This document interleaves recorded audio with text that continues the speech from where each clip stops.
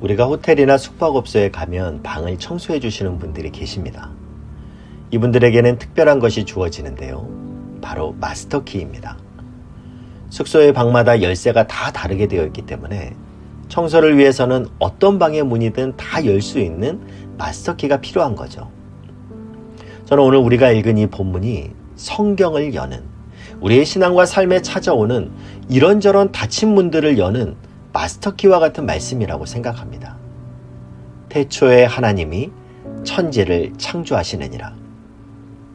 이 말씀은 저와 여러분의 신앙과 믿음에 있어서 가장 근본적이고 가장 근원적인 마스터키와 같은 말씀입니다.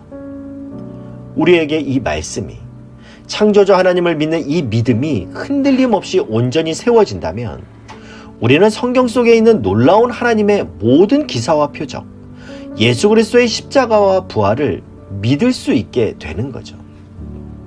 이것을 믿지 못하고 우리가 신앙생활을 한다면 그건 마치 기초를 놓지 않고 건물을 올린 것과 같은, 모래성을 쌓는 것과 같은 결과를 가져올 뿐입니다. 태초에 하나님이 천지를 창조하시느니라. 시편 121편의 기자는 이런 고백을 합니다. 내가 산을 향하여 눈을 들리라. 나의 도움이 어디서 올까? 나의 도움은 천지를 지으신 여호와에게서로다. 여러분, 이 시편 기자가 어떤 상황에서 이 시를 썼는가 하면요, 자신의 인생에 산이 딱 가로막고 있는 겁니다. 자신의 삶에 태산과 같은 일이 앞을 가로막고 있어서 그 무게에 짓눌려질 수밖에 없는 그런 상황인데, 이 시편 기자는 기가 안 죽는 거예요. 내가 산을 향하여 눈을 들리라. 여러분, 그 힘이 어디서 나옵니까? 이까짓 건 내가 해결할 수 있어. 이게 아니에요. 자기는 산을 이길 능력이 없습니다. 자기 손에는 지금 삽 한 자루밖에 들려있지 않아요. 그런데 나는 나를 도와줄 분이 있다라는 겁니다. 나의 도움은 천지를 지으신 여호와에게서로다. 천지를 지으신 여호와. 여러분, 우리가 예수 믿고 산다는 것, 그 전능하신 천지를 만드신 하나님을 믿고 산다는 것이 우리에게 얼마나 큰 축복인지 모릅니다. 그런데 그 믿음의 시작이 뭔가 하면 하나님이 계시다는 것이고, 그 하나님이 어떤 분이라는 겁니까? 천지를 지으신 분이라는 것이고, 그리고 더 중요한 건 그 창조주 하나님이 나를 사랑하신다라는 것, 그가 우리 아버지시라는 것. 여러분, 이것이 바로 복음입니다.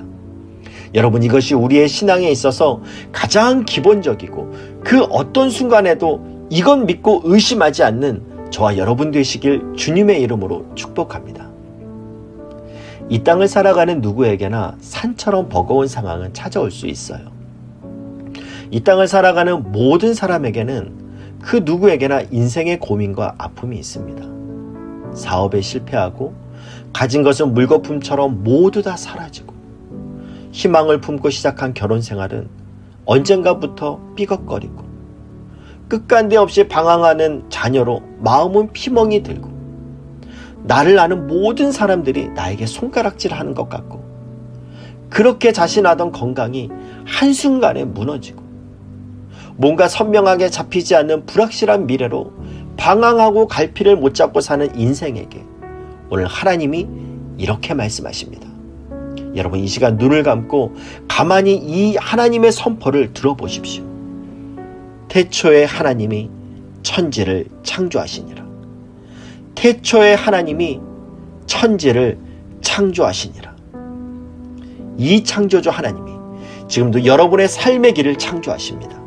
이 창조주 하나님이 여러분의 가정의 새 일을 창조하십니다. 이 천지를 창조하신 창조주 하나님이 여러분 자녀의 삶에 새 일을 창조하시고 지금 나에게 새 일을 창조하십니다. 사랑하는 형제자매 여러분, 그 하나님을 여러분의 온 믿음으로 믿으시길 바랍니다. 이 온 우주와 그리고 나와 그리고 우리의 모든 상황과 환경을 만드신 하나님이, 그 전능하신 하나님이 바로 나를 사랑하시는 내 아버지이십니다. 태초에 하나님이 천지를 창조하시니라. 이것이 저와 여러분의 믿음입니다. 믿음대로 역사하시는 하나님이 우리의 믿음의 고백대로 창조의 새 일을 행해 주시길 주님의 이름으로 축복합니다. 2절 말씀입니다. 땅이 혼돈하고 공허하며 흑암이 깊음 위에 있고 하나님의 영은 수면 위에 운행하시니라. 혼돈과 공허, 흑암의 깊음 위에 하나님의 영, 성령님이 운행하고 계시다고 성경은 말씀합니다. 여기 나오는 혼돈과 공허는 비어있는 상태, 텅 빈 상태, 삭막한 상태를 의미합니다. 그리고 흑암은 빛이 없는 상태를 말하는 거죠. 여러분, 톰 행크스가 주연한 캐스트 어웨이라는 영화를 기억하는지 모르겠는데요. 아마 그 영화에 나오는 배구공으로 더 많이 기억할 겁니다. 이 영화의 줄거리를 보면 유명 택배 회사에 다니는 주인공이 약혼녀와 함께 크리스마스 저녁을 보내고 있는데 회사에서 급한 호출을 받고 비행기를 타게 됩니다. 그런데 그만 비행기가 폭풍우를 만나게 되고 급기야는 바다에 추락하게 되고 구사일생으로 무인도에 가게 되는데요. 그런데 이 주인공이 살아야겠다라는 일념하에 초인적인 힘을 발휘해가지고 무려 4년 동안이나 이 무인도에서 버팁니다. 그렇게 버틸 수 있는 원동력은 바로 약혼녀였어요. 약혼녀의 사진을 늘 곁에 두고 반드시 내가 약혼녀를 다시 만나고 말겠다라는 그 의지가 그로 하여금 살아가게 하는 힘이 되었다라는 겁니다. 그렇게 기적적으로 무인도를 탈출하게 된 주인공이 이제 꿈에도 그리던 그 약혼녀를 만나러 가는데 청천벽력과 같은 소식을 듣게 돼요. 그 약혼녀가 자신이 죽은 줄 알고 다른 남자와 결혼한 거예요. 거기다가 애까지 있다라는 겁니다. 주인공이 그 얘기를 듣고 자신을 그 끔찍한 무인도에서 버티게 해준 그 마지막 끈이 끊어지는 그런 경험을 하게 되는 겁니다. 저에게 아직도 잊혀지지 않는 장면이 하나 있다면 그 영화의 마지막 장면이요. 사거리에 차를 세워놓고 그 텅 빈 사거리 한복판에 서 있는 이 남자. 저 길 한복판에 서 있는 주인공의 모습이 꼭 아무것도 남지 않는 텅 빈 자신의 내면 속을 상징적으로 보여주는 것 같더라고요. 구사일생으로 무인도에서 탈출해서 이제 모든 걸 다 되찾았지만 사랑을 잃고 나니까 큰 들판에 혼자 서 있는 것과 같이 밀려오는 절망, 그 깊은 공허, 텅 빈 마음. 여러분, 이게 인생이 아닐까요? 여러분, 혹시 지금 혼돈과 공허와 흑암 속에 있는 것과 같은 텅 빈 마음을 갖고 계신 분 있으십니까? 하나님의 영은 수면 위에 운행하시니라. 혼돈과 공허하며 흑암이 여전히 깊은 위에 있지만, 그러나 우리가 영안을 열고 보면 하나님의 영이 그 수면 위에 운행하시니라. 여러분, 이 성령님을 보실 수 있기 바랍니다. 우리의 이 혼돈한 삶의 질서를 잡아주시기 위해 우리 인생 가운데 찾아오신 이 성령님을 영안을 열어 보시기 바랍니다. 고린도후서 4장 6절은 우리에게 이렇게 말씀하는데요. 어두운 데에 빛이 빛이라 말씀하셨던 그 하나님께서 예수 그리스도의 얼굴에 있는 하나님의 영광을 아는 빛을 우리 마음에 비추셨느니라. 여러분, 놀라운 말씀 아닙니까? 혼돈과 공허와 흑암에 있던 천지를 말씀으로 질서의 세계로 창조하신 하나님께서 그 창조의 수고와 동일한 정성, 동일한 원리를 가지고 고독과 두려움의 길을 걸어가고 있는 나 한 사람을 위해 하나님은 여전히 일하고 계시다라는 사실입니다. 우리의 삶 가운데 하나님이 선포하시는 새로운 창조가 늘 들려지길 축복합니다. 어그러졌던 모든 것 가운데 질서가 잡히고 모든 어두움은 빛 대신 하나님의 말씀 앞에서 떠나가며 하나님이 만드신 창조의 원형이 연약한 우리의 육신 가운데 선포되어지고 연약한 우리의 삶 가운데 오늘도 여전히 회복이 선포되어져서 선포된 하나님의 말씀대로 그대로 되어지는 우리의 삶이 되길 주님의 이름으로 축복합니다. 3절 4절 말씀입니다. 하나님이 이르시되 빛이 있으라 하시니 빛이 있었고 빛이 하나님이 보시기에 좋았더라. 하나님이 빛과 어둠을 나누사. 빛이 하나님이 보시기에 좋았다라고 말씀합니다. 빛 대신 주님은 자녀된 우리를 빛의 자녀로 부르셨습니다. 진리의 하나님은 하나님의 자녀인 우리가 진리의 빛을 따라 한 걸음 한 걸음 걸어가는 우리의 발걸음을 축복하십니다. 여러분, 지금 내가 어둠의 동굴 속에 있다면 빛으로 나오십시오. 지금 나의 삶을 돌아볼 때 내가 빛이 아닌 어둠 속을 더듬더듬거리며 걸어가는 것과 같은 그러한 나의 삶이라면 여러분, 이제 그 어둠에서 나오십시오. 어둠은 여러분의 자리가 아닙니다. 어둠은 여러분과 어울리지 않습니다. 여러분은 빛의 자녀입니다. 회개의 고백을 통해 어둠을 뒤로하고 빛으로 걸어 나오는 저와 여러분을 이 회개의 길 끝에서 두 손 벌려 맞이해 주시는 예수님을 바라볼 수 있기를 바랍니다. 하나님은 우리를 빛으로 나오라고 끊임없이 초청하십니다. 여러분, 우리가 어두운 방에 이제는 스위치를 켜야 할 때입니다. 앞이 안 보여 깜깜한 방을 더듬더듬거리며 가는 그런 인생들을 향하여 하나님은 이제 너의 깜깜한 방에 스위치를 켜라 말씀하십니다. 여러분, 지금은 우리가 회개의 스위치를 켤 때입니다. 우리가 그 회개의 스위치를 켜는 순간 영원한 빛 대신 하나님의 영광이 빛으로 우리에게 임하게 될 줄 믿습니다. 내 삶의 스위치를 올려야 할 어둠은 무엇인가? 하나님은 내 삶에 어떠한 어둠을 몰아내기를 원하시는가? 이 고민이 오늘 여러분의 심령 속에서 시작되기를 바랍니다. 빛이 하나님이 보시기에 좋았더라. 빛이 하나님이 보시기에 좋았더라. 마지막으로 우리가 살펴볼 말씀은 5절 말씀입니다. 하나님이 빛을 낮이라 부르시고 어둠을 밤이라 부르시니라. 저녁이 되고 아침이 되니 이는 첫째 날이니라. 이 말씀을 묵상하는데 제 눈에 굵은 글씨처럼 들어온 한 구절이 있었는데요. 바로 마지막 부분입니다. 저녁이 되고 아침이 되니 이는 첫째 날이니라.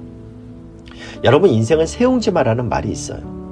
아시다시피 이 말은 인생이란 좋은 일이 있으면 안 좋은 일이 올 수 있고 반대로 불행한 일이 찾아오면 그 화가 복이 될 수도 있다라는 의미입니다. 이를 너무도 잘 보여주는 인물이 바로 야곱인데요. 야곱은 팥죽 한 그릇에 형 에서에게서 장자권을 뺏어서 형이 자신을 죽일까봐 두려워 삼촌 라반의 집으로 갔습니다. 거기서 20년을 보내고 다시 집으로 돌아가려고 하는데 이제 강만 건너면 고향집인데 형 에서가 사병 400명을 거느리고 자기에게 다가온다라는 그 소리를 듣자마자 20년 전에 형에게 그 깊은 상처를 주었으므로 말미암아 아직도 에서가 원한을 풀지 않고 내게 안갚음하려고 달려든다고 생각하니까 두려움에 빠집니다. 창세기 32장 22절은 그의 그런 심리 상태를 너무도 잘 보여주는데요. 야곱이 밤에 일어나.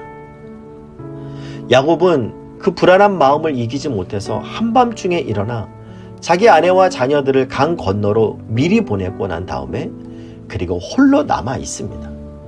불면의 밤을 보내고 있는 야곱의 모습이요. 그런데요, 그런 야곱을 하나님이 만나주세요. 외로운 광야에 어두움 속에서 불면의 깊은 밤을 홀로 보내고 있는 야곱을 하나님은 만나주시고 그를 치료해 주세요. 하나님은 그의 환도뼈를 치십니다. 지금까지 야곱은 자기 인생을 버티기 위해서 허벅지 관절뼈, 환도뼈와 같은 그 무엇 의지하며 달려온 인생이었는데 하나님이 그 환도뼈를 꺾으세요. 그리고 그에게 하나님이 이스라엘이라는 새 이름을 지어주십니다.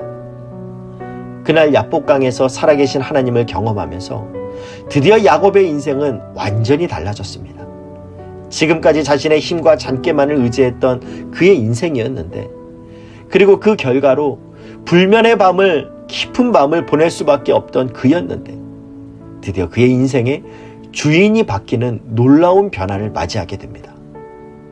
사랑하는 형제자매 여러분, 혹시 지금 야복 강가의 야곱과 같은 그 고독한 그 좌절된 마음을 가지고 계신 분 계십니까?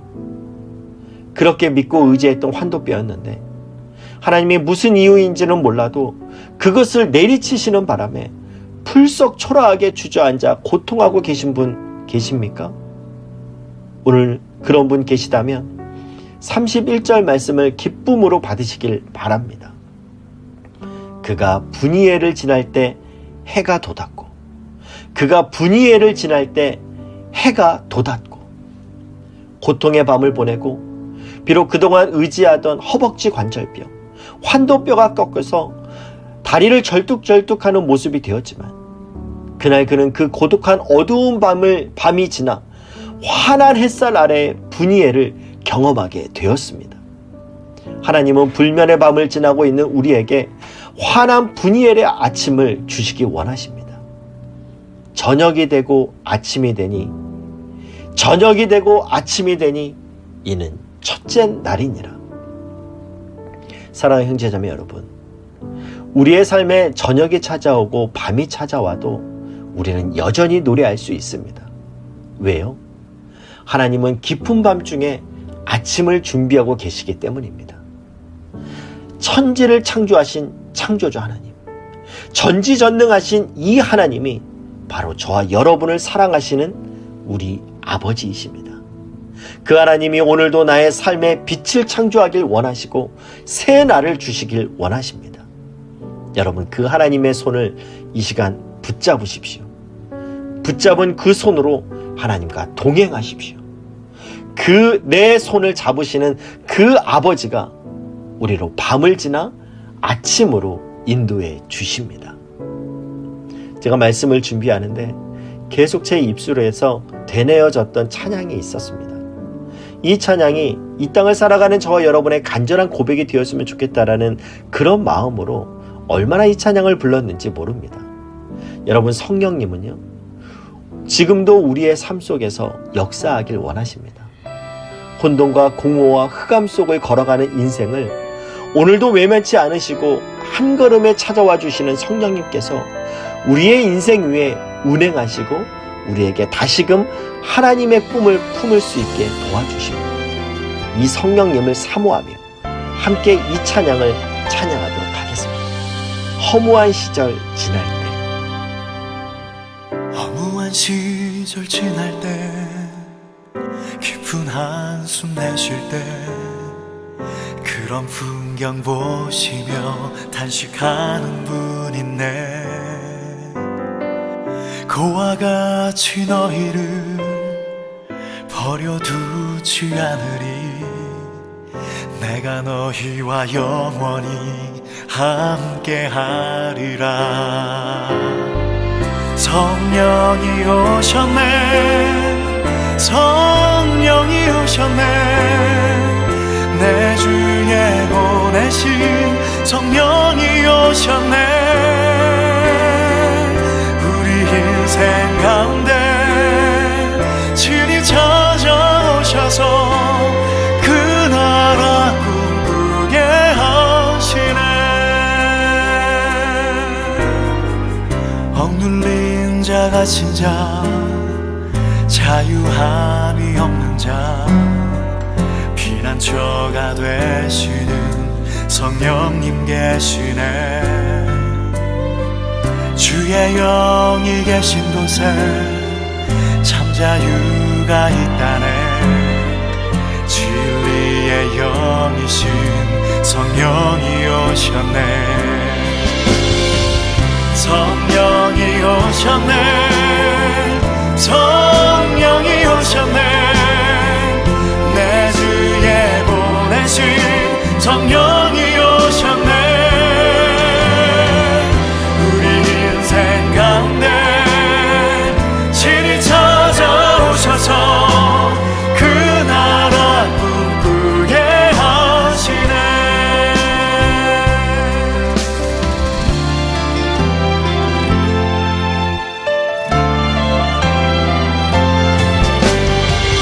성령이 오셨네, 성령이 오셨네. 내 주에 보내신 성령이 오셨네. 우리 인생 가운데 친히 찾아오셔서 그 나라 꿈꾸게 하시네.